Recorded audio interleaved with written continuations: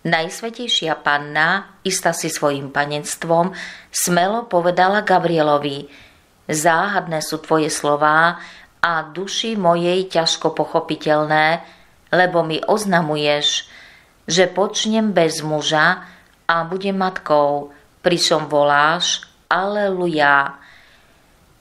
Panna si túžobne želala pochopiť toto tajomstvo, preto povedala Božiemu sluhovi: povedz mi, ako sa môže v panenskom lone počať a narodiť z neho syn?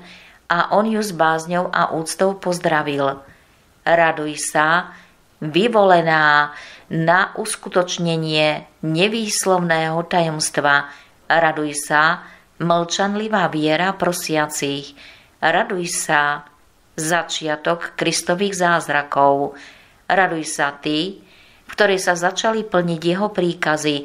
Raduj sa, rebrík, po ktorom sám Boh z neba zostúpil.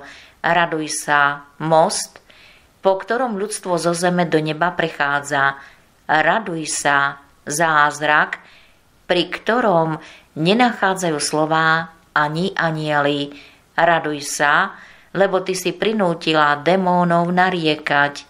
Raduj sa, lebo si porodila svetlo zázračné. Raduj sa, lebo si zakovala v srdci tajomstvo.